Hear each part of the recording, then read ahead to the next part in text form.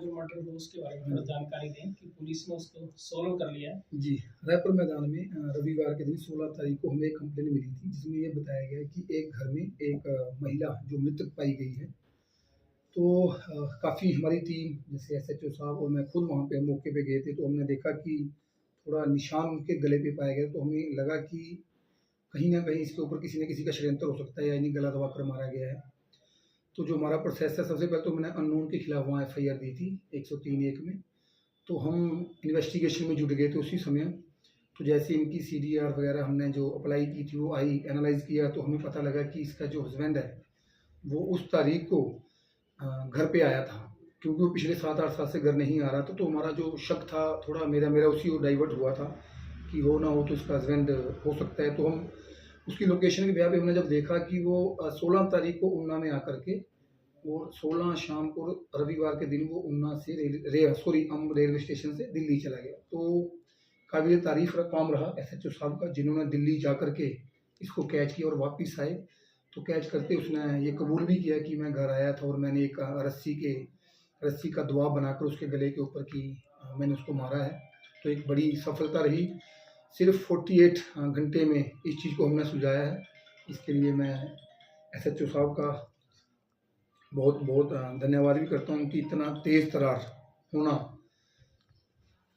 Police को एक अच्छी मतलब जीत हासिल है। एक तरफ से मेरी तरफ से तो ये जीत हुई हमारी पुलिस की, सच की जीत हुई है। और दूसरा हमारे पास एक मुकदमा था एफआईआर नंबर 3/25, जिसमें एक 15 साल की लड़की प्रवासियों की वो यहाँ से गायब हुई थी ऊना से। उसको भी हमारी टीम ने, जो एसएचओ साहब के नेतृत्व में वो टीम बिहार गई, उस लड़की को रिकवर करके उनके घर परिजनों को हमने सौंपा है।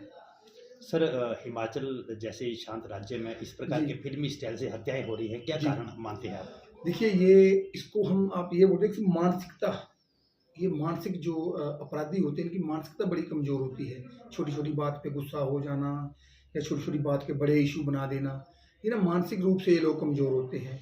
जैसे आपने कई बार सुना होगा कि छोटी बच्ची के साथ रेप कर दिया, ये कोई एक समझदार व्यक्ति का काम नहीं होते, मानसिक रूप से ये लोग बीमार होते हैं। तो सर इसने कैसे कबूल कर लिया कि मैंने मारा है, क्यों मारा है? जी, ये इसको शक था कि कहीं न कहीं मेरी जो वाइफ़ है ये किसी और से बातचीत करती है, जो इसका वर्जिन है। तो बाकी अभी तो ये कबूल कर रहा है। बाकी हम लोगों का जो इन्वेस्टिगेशन का जो हमारा विषय है वो हम करेंगे अपना पूरा, किस कड़ी को जोड़ें कि कैसे-कैसे आया, वो सारा हमारा आज इसको हम पेश करेंगे अदालत में और रिमांड के लिए अप्लाई करेंगे। तो देन हमारा इन्वेस्टिगेशन का जो नेक्स्ट प्रोसेस है वो हम पूरा करेंगे। लोगों को क्या अपील रहेगी आपकी?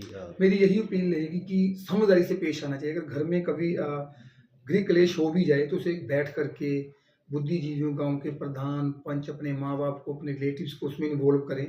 कभी भी बात को ज़्यादा इस लेवल पे मत लेके आएँ कि हम किसी की जीवन लीला समाप्त कर दें। तो मेरा तो सबसे पहले यही आप सबसे अनुरोध रहेगा कि जब भी कुछ घर में कुछ ऐसा आपको लगे तो अपने बड़ों से, अपने भाई-बहनों सबसे सोच विचार करके उस बात को सुलझाने की कोशिश की जाए, ना कि इस तरह के कृत्य करने चाहिए। सर दिल्ली आप गए, आपको लाने में दिक्कत हुई, कैसे आपने किया, थोड़ा सा बताएंगे?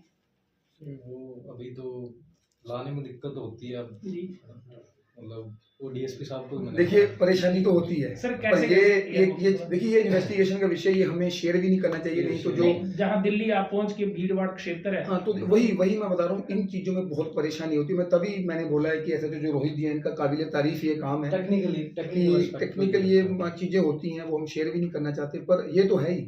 मैं इसीलिए इनकी पीठ बार-बार थपथपा रहा हूँ कि इन्होंने जो ये काम किया ये काबिल तारीफ़ है। और जब से यहाँ दिल्ली में कैसे इन्होंने पहचान ली कि वही व्यक्ति? नहीं, फोटो थी हमारे पास, फोटोग्राफ्स इनके पास थी। बाकी अब आप करो शेयर अगर आप कुछ करना चाहते हैं थोड़ी बहुत जानकारी। आपने बता दिया हाँ, ये कि इसमें टेक्निकल वो आपकी बात ठीक है, वो टेक्निकल आपके अपने होते हैं, पर वैसे कि इतनी भीड़ में जाके देखना और उसको फिर पकड़ना, ये इसी चीज़ की तो हमें ट्रेनिंग दी जाती है। यही हमारी ट्रेनिंग है। जब हम बोलते हैं कि पुलिस की 2-2, 3-3 साल ट्रेनिंग चलती है, वो इसीलिए होती है कि किस तरीके से कहाँ भीड़ के इलाके में या जहाँ आप किसी इंसान की पहचान भी नहीं कर सकते उसको कैसे पहचानना है, वो चीज़ें हमें ट्रेनिंग के दौरान सिखाई जाती हैं। ठीक, इसको आप गोपनीय रखेंगे? जी जी ठीक है, धन्यवाद सर। कि कोई और जल्दी पुलिस में भर्ती ना हो जाए इसलिए गोपनीय रखेंगे? नहीं, ऐसा कुछ नहीं है। हम चाहेंगे कि हमारा